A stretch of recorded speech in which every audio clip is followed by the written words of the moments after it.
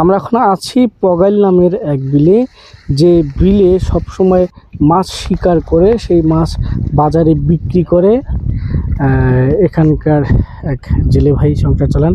আমরা তার কাছে শুনবো যে কিভাবে তিনি মাছ শিকার করেন এবং তার সংসার কিভাবে চলে। আসসালামু আলাইকুম, কেমন আছেন দাদা ভাই? আছি দাদা, কোনো রকম। আপনি তো বিলে মাছ শিকার করে আপনার জীবনযাপন। হ্যাঁ, তো এখন কি রকম মাছ পান? হয় 200, 100, 300 এইরকম। আগে কেমন মাছ পাওয়া যেত? ওঙ্গা চলছিল 500, 600 এরকম করে দিনকাল গেছিল। আগে মাছ ভালো পাওয়া যেত। হ্যাঁ হ্যাঁ হ্যাঁ। আচ্ছা, আমরা একটা জিনিস লক্ষ্য করছি যে বর্তমানে চায়না দুয়ারি যে জালগুলো আছে বা যেটাকে শয়তান জাল বলা হয়, এই জালগুলা ব্যবহারের ফলে কিন্তু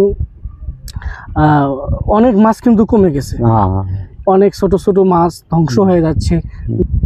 আমরা সরকারের কাছে খুব ভালো চাইলাম হয় যে যদি চায়না জাল ভালো করতো, বদ্ধ করতো, তাহলে আমরা মাছ মারে খুব দিনকাল ভালো চলতো। চায়না জাল কারণে মাছ পাওয়া যায় না আর কি।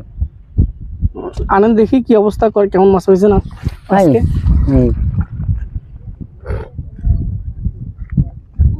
কি কি মাছ আছে এখানে? এখানে বালিয়া আছে, ইসলা, গছি,